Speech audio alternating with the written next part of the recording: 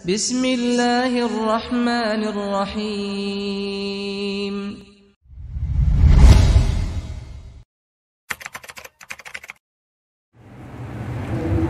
Bismillahirrahmanirrahim. Assalamualaikum warahmatullahi wabarakatuh.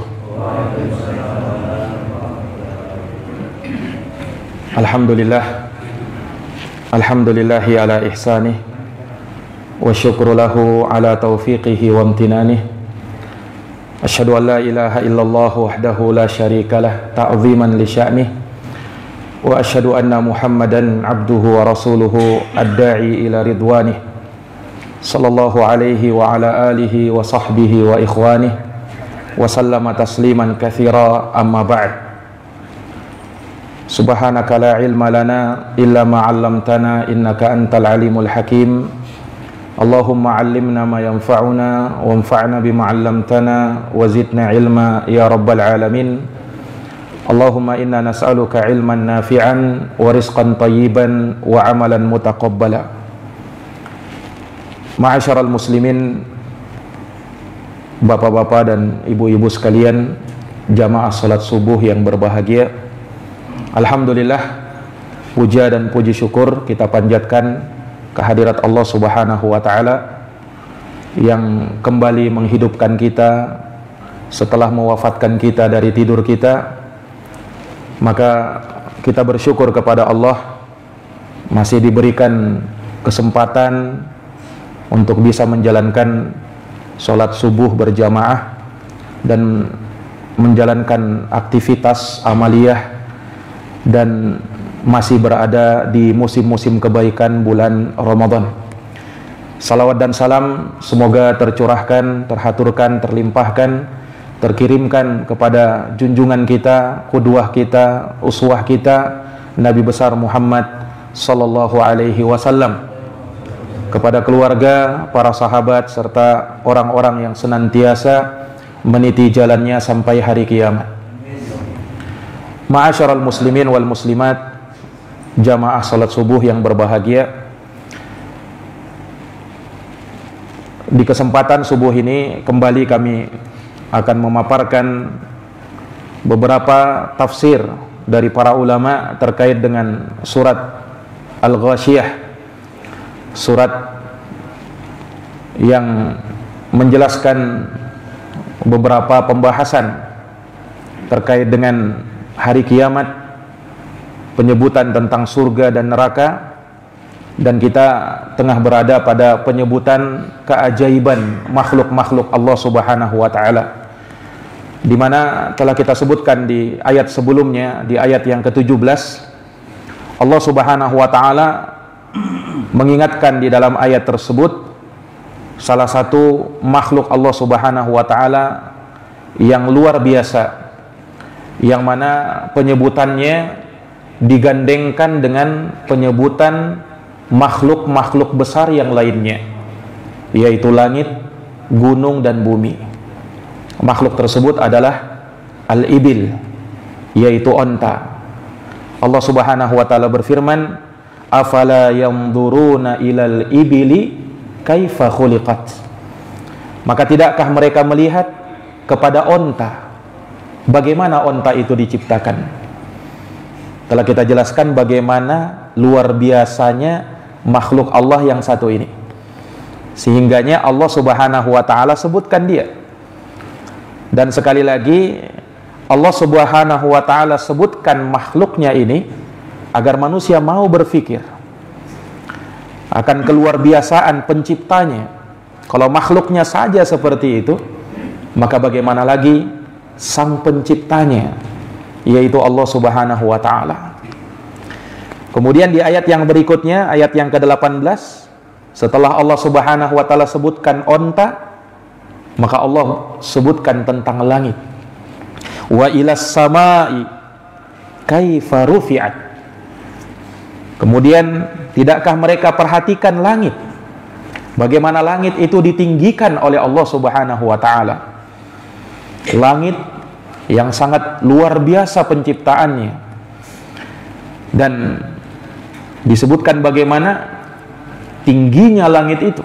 Bahkan Menurut sebagian peneliti bahwa antara bumi dengan langit itu jaraknya, perkiraannya itu sekitar 46 juta kilometer.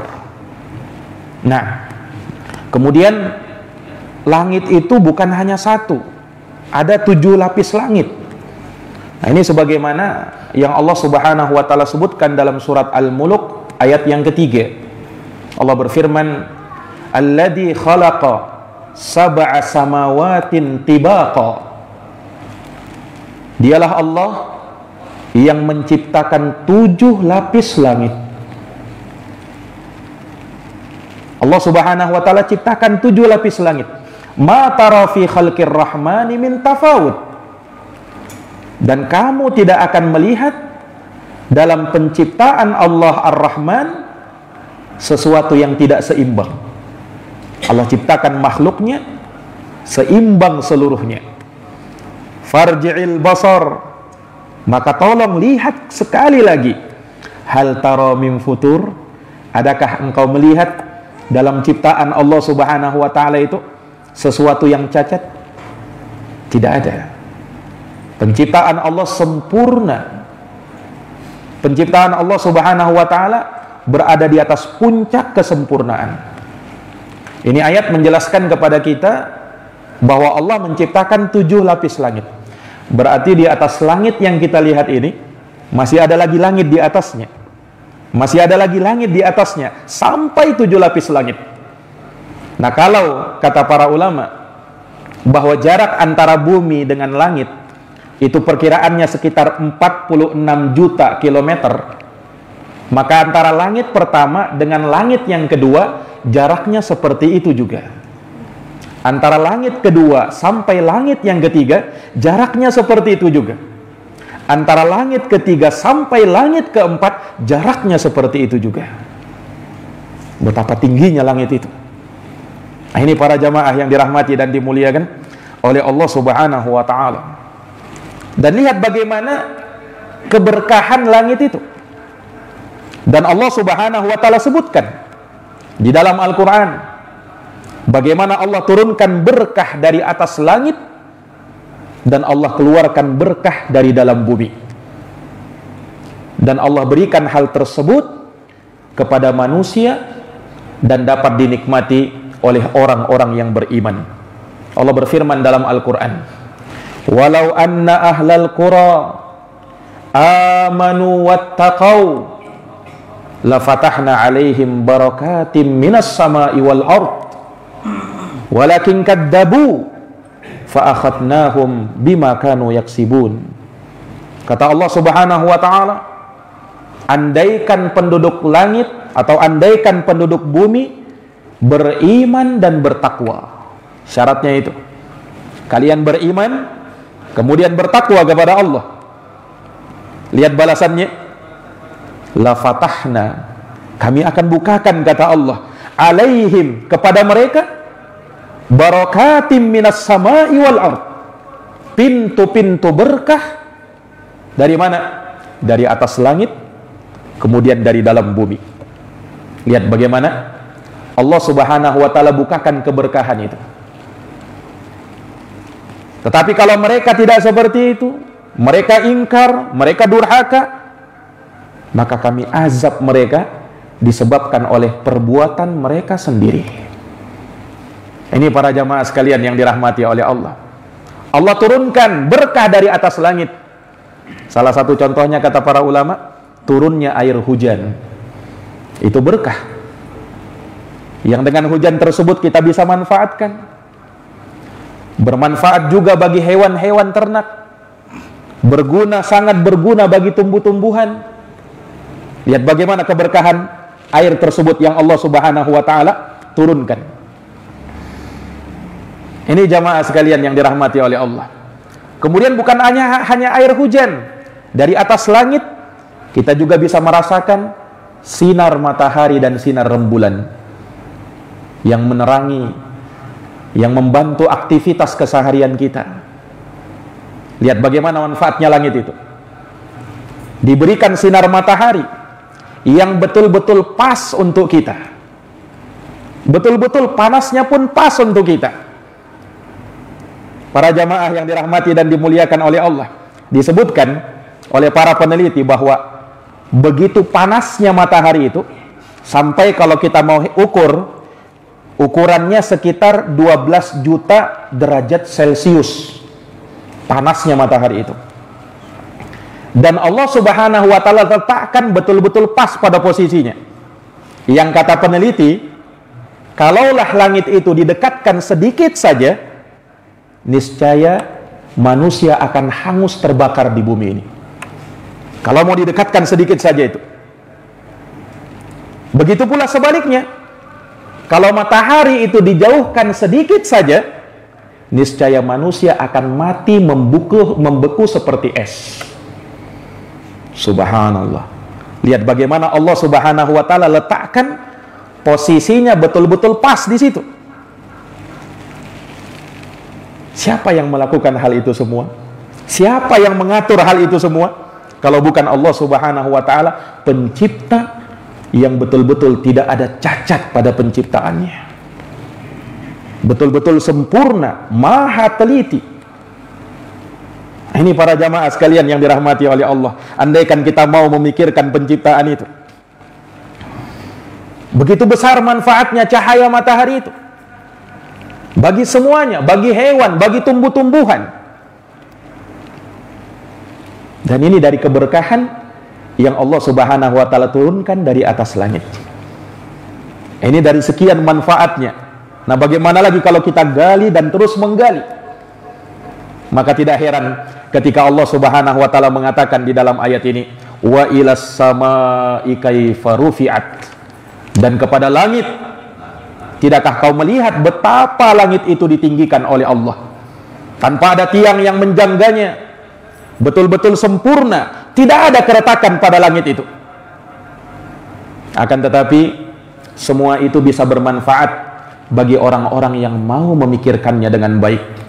Tidak hanya sekedar melihat betapa indahnya, tidak sekedar hanya merenungkan, oh betapa luar biasanya penciptaan ini, namun dia tidak sampai kepada hakikat dari tafakkur itu, yaitu apa? Mengagungkan sang penciptanya.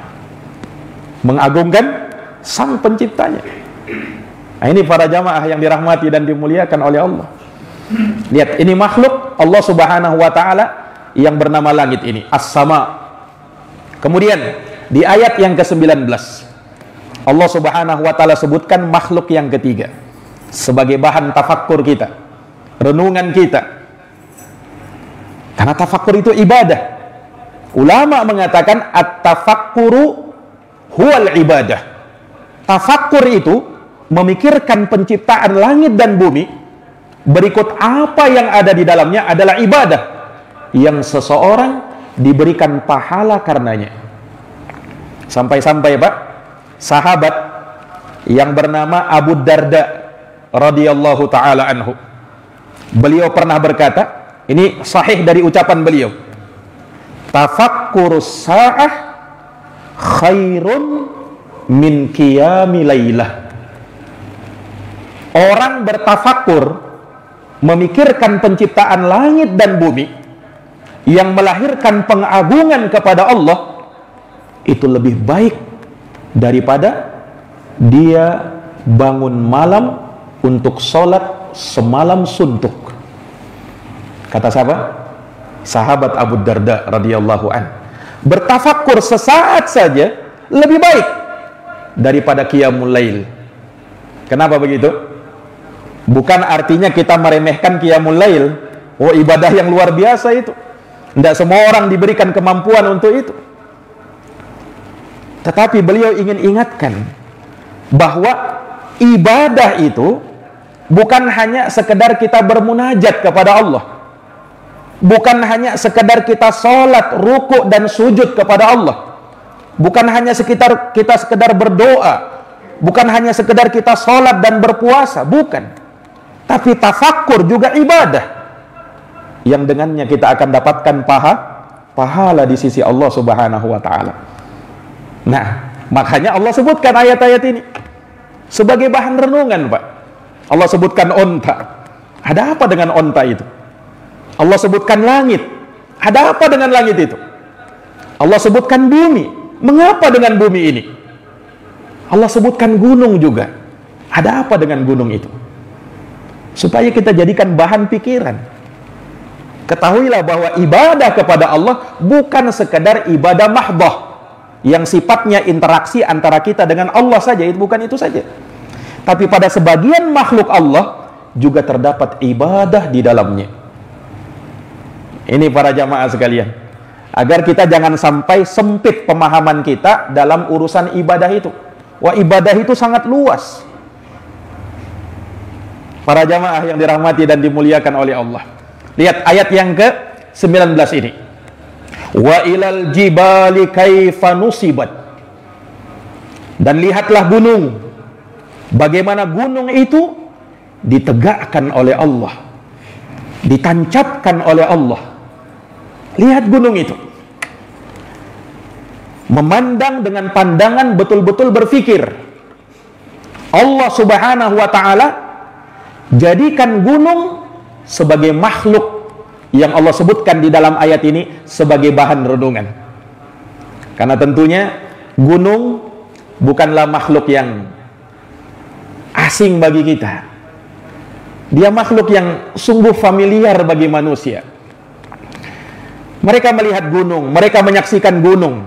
Ada apa dengan gunung itu? Ternyata manfaatnya sangat luar biasa bagi manusia. Manfaatnya sangat luar biasa bagi manusia. Allah jadikan gunung betul-betul ditancapkan oleh Allah subhanahu wa ta'ala sebagai apa? Sebagai pasak bagi bumi. Gunung itu sebagai pasak bagi bumi. Sebagaimana yang Allah subhanahu wa ta'ala firmankan di dalam Al-Quran, wal jibala autada, dalam surat An-Naba. Dan Allah menjadikan gunung sebagai pasak-pasak. Bagaimana itu pasak? Dijelaskan oleh Imam Muqatil, salah seorang ulama ahli tafsir. Kata beliau rahimahullahu ta'ala, Allah subhanahu wa ta'ala tancapkan gunung di atas permukaan bumi, dan Allah jadikan pasak li'alla yazula bi ahliha, supaya penduduknya tidak musnah. Supaya penduduknya tidak musnah. Apa hubungannya antara gunung dengan manusia bisa musnah kalau tidak ada gunung? Nah, disinilah kita menggali, Pak. Ternyata gunung ini luar biasa manfaatnya dan sangat berperan besar bagi kehidupan manusia. Allah jadikan dia sebagai pasak. Ya, perumpamaannya pasak itu, kalau kita buat tenda, Pak, kita tancapkan tenda itu kan, ada 4 sudut biasanya ya. Supaya apa itu? Kalau tidak ada itu, nanti kalau ada angin berhembus kencang, oh, akan terlempar tendanya kan. Tapi perlu kita tancapkan itu ya, pasaknya itu, ada 4 sudutnya itu, untuk menahan. Kalau ada angin yang berhembus, bisa tahan dia, bisa kuat dia. Nah, itu pasak. Sebagian lain mengibaratkan seperti ini. Kayak seperti bola. Ada bola, bundar dia kan. Kemudian diletakkan di atas air. Kira-kira apa yang terjadi, Pak? Kalau ada bola diletakkan di atas air, akan bergerak dia kan? Akan bergoyang dia kan? Bisa jadi yang di atas menjadi yang di bumi. Ya, bisa jadi yang di atas menjadi yang di bawah. Begitu pula terus sebaliknya. Nah, sekarang saya tanya, bumi kita ini sekarang terdiri dari daratan dan lautan. Yang mana yang lebih banyak, Pak? Daratan atau lautan? Lautan kan? Bahkan sebagian menyebutkan 1:3. Satunya itu daratan, 3-nya itu lautan. Jadi bumi kita ini dominannya itu lautan, bukan daratan. Nah, kalau kita ibaratkan daratan kita tadi seperti bola, kemudian diletakkan di atas air, kira-kira apa jadinya? Akan bergoyang kan? Nah, gunung berfungsi untuk menahan yang seperti itu, supaya dia tidak bergoyang.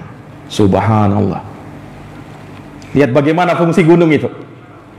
Jamaah yang dirahmati oleh Allah Subhanahu wa taala. Makanya tidak heran ketika Allah mengatakan wal jibala autada. Allah jadikan gunung-gunung sebagai pasak, menahan supaya bumi tidak bergoyang. Bisa dibayangkan kalau tidak ada gunung itu. Sebagian ahli juga memperumpamakan seperti ini berdasarkan penelitian mereka. Bumi kita, Pak, itu kan terdiri dari lapisan-lapisan. Nah, yang kita pijaki sekarang ini, yang kita jalani, itu lapisan paling luarnya bumi, disebut dengan kulit bumi. Ada istilah-istilahnya mereka itu. Nah, itu dalamnya ke bawah sekitar 50 km. Dalamnya ke bawah itu.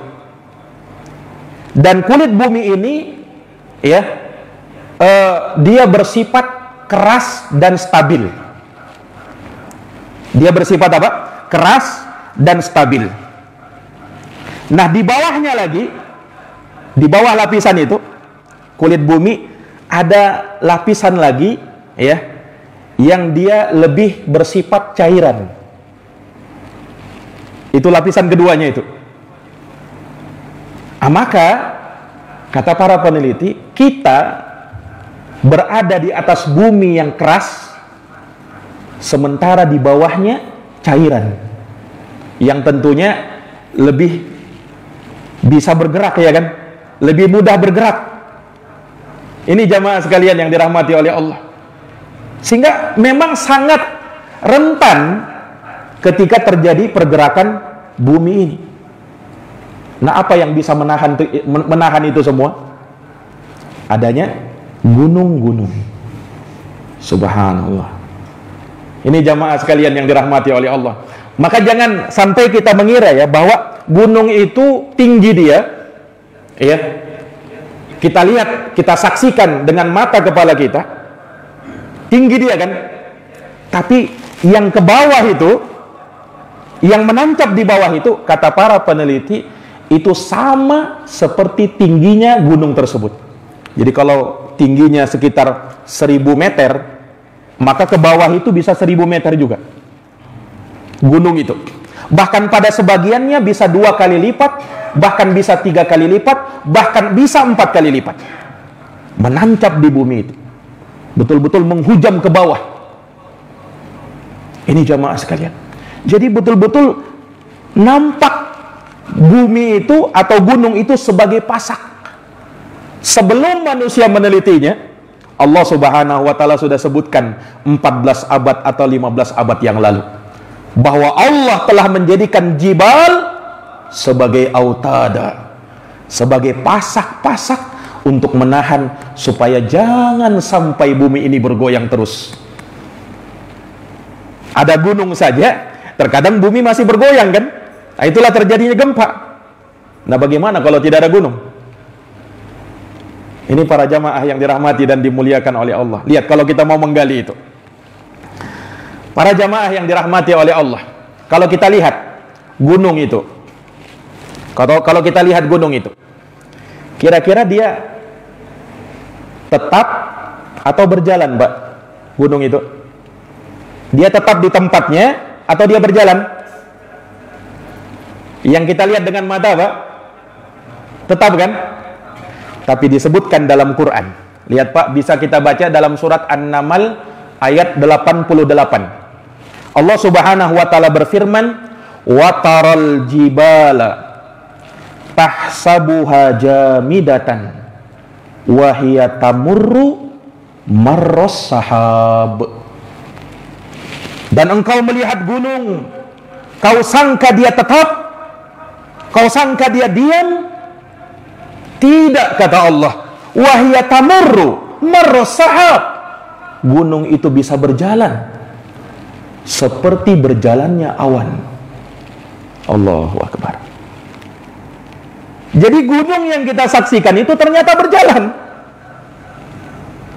Nah, kita lebih percaya mana kira? Pandangan mata kita atau Al-Quran ini? Al-Quran sudah bilang seperti itu. Wahia tamurru marras sahab. Gunung itu berjalan, kata Allah, seperti awan bisa berjalan. Bukan pada saat hari kiamat ya. Kalau saat hari kiamat kan sudah memang jelas gunung terbang, Pak. Kalau kiamat itu, ini dia di tempatnya dan berjalan. Ya mungkin kalau secara logikanya ada sebagian peneliti menyebutkan, kan gunung tadi kita sebutkan bukan hanya yang kita lihat di atas itu kan, tapi dia juga menghujam ke bawah kan. Nah, ada penelitian kan kita sudah tahu bahwa ada pergeseran lempengan bumi. Mungkin bisa dipahami dari sisi penelitiannya dulu itu. Ini jamaah sekalian yang dirahmati dan dimuliakan oleh Allah Subhanahu wa taala. Jadi lihat bagaimana luar biasanya fungsi bumi ini dalam kehidupan kita. Makanya Allah Subhanahu wa taala sebutkan di dalam ayat ini, wa ilal jibali kaifa nusibat. Dan lihatlah gunung, bagaimana gunung itu ditancapkan oleh Allah, betul-betul ditegakkan oleh Allah Subhanahu wa taala. Ini luar biasa, para jamaah yang dirahmati oleh Allah. Kemudian, apakah gunung fungsinya hanya sekedar itu? Ternyata tidak. Lihat manfaat gunung yang lain, supaya kita bisa paham, supaya kita bisa tahu betapa manfaatnya, betapa luar biasanya makhluk Allah Subhanahu wa taala itu. Lihat Pak, dalam surat An-Nazi'at ayat 30 sampai 33. Allah Subhanahu wa taala berfirman, "Wal arda ba'da dzalika dahaha." Dan setelah itu bumi dihamparkan oleh Allah.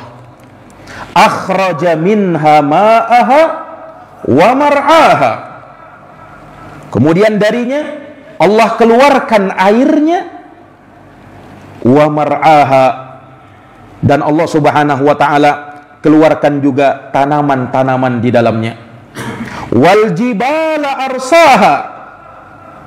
Kemudian gunung-gunung dipancangkan oleh Allah Subhanahu wa taala, mata'al lakum wa li an'amikum, sebagai kenikmatan untuk kalian dan untuk hewan-hewan ternak kalian. Jadi ternyata ada fungsi yang lain dari gunung ini. Gunung itu kata Allah, Allah pancangkan sebagai kenikmatan bagi kalian dan untuk hewan-hewan ternak kalian. Lihat, dari gunung itu kita bisa mendapatkan air, ya kan? Makanya kita kenal ada air gunung kan, air dari pegunungan. Nah, dan kita bisa lihat bagaimana kualitasnya air dari pegunungan itu. Dan untuk kehidupan manusia dan untuk kehidupan hewan-hewan ternak diambil dari mana? Diambil dari gunung. Para jamaah yang dirahmati dan dimuliakan oleh Allah, belum lagi kita lihat pemandangan gunung itu. Nah, ini juga sebagai kenikmatan yang lain kan, betapa indahnya gunung itu. Nah, makanya sering kita dulu gambar ya. Nah, dulu kita waktu masih SD sering gambar gunung Pak ya. Nah, kenapa? Kalau pemandangan itu langsung kita terbesit dalam benak kita gunung, ya. Karena memang salah satu makhluk Allah Subhanahu wa taala yang indah, pemandangan yang bisa membuat mata kita ya menjadi segar, enak, nyaman dipandang, salah satunya gunung. Kemudian Allah hiasi gunung itu dengan tumbuhnya tanaman-tanaman di situ. Orang bisa mengambil manfaat dari situ. Ya, mata'al lakum wa li an'amikum, sebagai kenikmatan bagi kalian dan bagi hewan-hewan ternak kalian. Apalagi kenikmatan yang bisa diambil dari situ? Dari gunung juga Pak, itu orang bisa mengambil barang-barang tambang, emas, nikel, dan lain sebagainya. Iya. Itu kalau kita lihat Pak di mana itu, di Freeport itu, di wilayah Timika. Kebetulan saya lama di Timika. Itu ada gunung Grasberg namanya itu. Itu tadinya itu gunung Pak, sekarang jadi kawah karena digali terus emasnya itu di Freeport itu. Bayangkan. Dan itu belum habis. Kontraknya masih berjalan terus itu. Dan itu baru satu gunung. Belum lagi gunung-gunung yang lain. Yang juga katanya ada kadar emasnya yang sangat banyak. Lihat manfaat gunung itu. Luar biasa kan? Dan dari situ orang bisa mendapatkan manfaat. Nah, bisa makmur kehidupan. Orang bisa dapatkan lapangan pekerjaan. Dari mana? Dari gunung. Allahu Akbar. Lihat kalau kita mau menggali lagi, Pak, betapa besarnya manfaat itu. Makanya Allah katakan mata'al lakum wa li'an'amikum. Jauh-jauh hari Allah Subhanahu wa taala sudah sebutkan itu. Dan manusia baru mendapatkan, merasakan kenikmatannya pada hari ini. Para jamaah yang dirahmati dan dimuliakan oleh Allah. Makanya luar biasa makhluk Allah Subhanahu wa taala yang satu ini. Nah, dan lihat bagaimana keindahan gunung itu. Allah Subhanahu wa taala sebutkan juga di dalam Al-Qur'an, "Wa minal jibali judadun bidun wa humrun mukhtalifun alwanuha wa gharabibu sud." Kata Allah Subhanahu wa taala, dan gunung yang dia mempunyai garis-garis yang berwarna putih dan merah. Kemudian beraneka ragam warnanya. Dan ada gunung-gunung itu yang hitam pekat warnanya. Nah, ini Allah Subhanahu wa taala menggambarkan bagaimana gunung itu beraneka ragam ada di dalamnya itu. Nah, makanya ada gunung pelangi di Cina itu, Pak, ada gunung pelangi namanya. Saking banyaknya warna-warnanya itu. Nah, kalau gunung pekat yang hitam pekat itu, kalau kita pernah ke daerah Mekah, Madinah, kita akan lihat itu gunung-gunung yang seperti itu, yang berwarna hitam pekat dia. Nah, Allah Subhanahu wa taala sebutkan juga di dalam ayat ini. Lihat jamaah sekalian yang dirahmati dan dimuliakan oleh Allah Subhanahu wa taala. Maka sekali lagi Allah Subhanahu wa taala sebutkan makhluknya ini sebagai bahan renungan bagi kita. Betapa luar biasanya manfaatnya. Betapa besar peranannya bagi kehidupan kita. Iya, yang kalau tidak ada gunung ini, bagaimana kehidupan manusia sudah? Betapa besar dia. Makhluk Allah Subhanahu wa taala ini. Benda mati dia, tapi betapa besar manfaatnya. Baik, para jamaah yang dirahmati dan dimuliakan oleh Allah. Kemudian di ayat yang ke-20, ini ayat yang terakhir yang menyebutkan tentang makhluk Allah Subhanahu wa taala yang luar biasa penciptaannya. Apa kata Allah? Wa ilal ardi kaifa sutihat, dan kepada bumi, bagaimana bumi itu dihamparkan oleh Allah. Lebar dia, luas dia bumi ini. Makanya Allah katakan dalam Quran apa? Alam takun ardullahi wasi'ah. Bukankah bumi Allah itu sangat luas? Berapa luasnya bumi ini? Menurut penelitian, Pak, menurut penelitian kira-kiranya luasnya bumi itu sekitar 148,9 juta kilometer persegi. Itu ukuran para peneliti ya. 148,9 juta kilometer persegi. Lihat, itu bumi Allah Subhanahu wa taala. Dan memang bisa dibayangkan, tentu kita maklumi kan. Nah, betapa luasnya bumi ini. Nah, Allah Subhanahu wa taala ingatkan ini. Wa ilal ardi kaifa sutihat, dan kepada bumi, bagaimana bumi itu Allah Subhanahu wa taala hamparkan. Luas dia. Kalau kalian merasa sempit berada di rumah kalian, coba keluar. Bumi Allah masih luas. Makanya Allah berfirman, "Qul siru fil ard."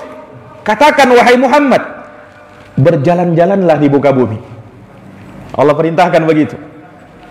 Berjalan-jalanlah di muka bumi, supaya kalian bisa tahu juga, supaya kalian bisa renungkan juga bahwa makhluk Allah Subhanahu wa taala ini sangat luas dia.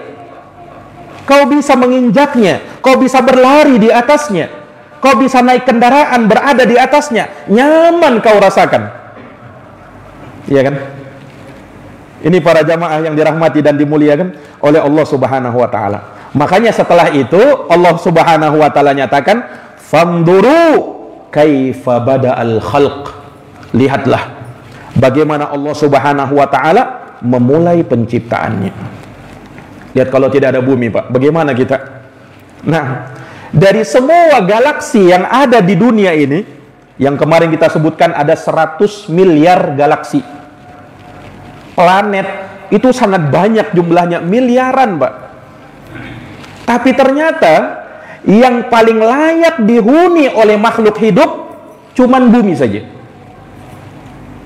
Dan Allah Subhanahu wa taala tempatkan kita di sini.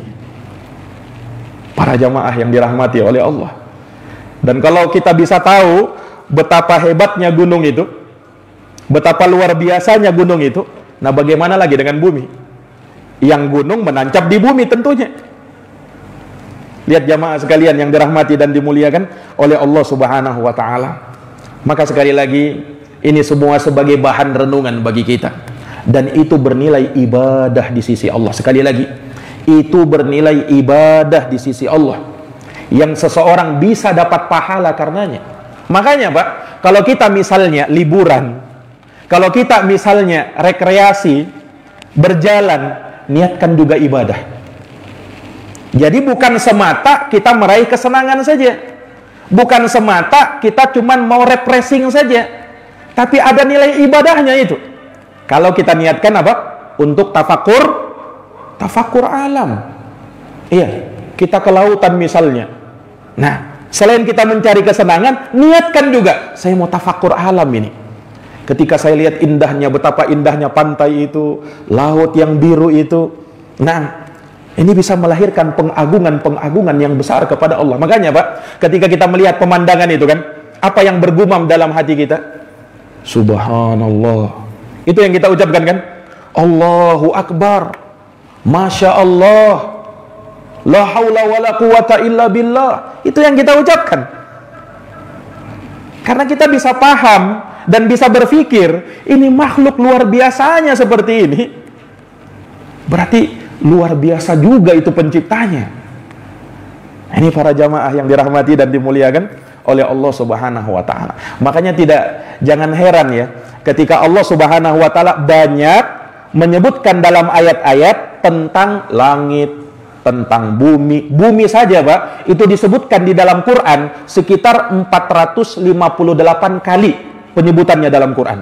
Diulang-ulang terus itu, bumi itu, al-ard dalam bahasa Arab. Supaya kita tahu juga, ada juga makhluk-makhluk ini, ciptaan Allah Subhanahu wa taala, supaya kita pikirkan, supaya kita renungkan, dan bisa menjadi ibadah bagi kita. Bisa menjadi ibadah bagi kita jamaah sekalian yang dirahmati oleh Allah. Dan itu banyak tempat-tempatnya dalam Quran. Nah, wa yatafakkaruna fi khalqis samawati wal ard. Mereka memikirkan penciptaan langit dan bumi. Rabbana, kemudian mereka pun berkata, wahai Tuhan kami, ma khalaqata hada batila. Tidak ada yang kau ciptakan sia-sia. Subhanak, maha suci engkau ya Allah. Fakina adzaban nar. Lihat, pelihara kami, lindungi kami dari azab api neraka. Karena orang yang berpikir cerdas hanyalah orang-orang yang beriman, Pak.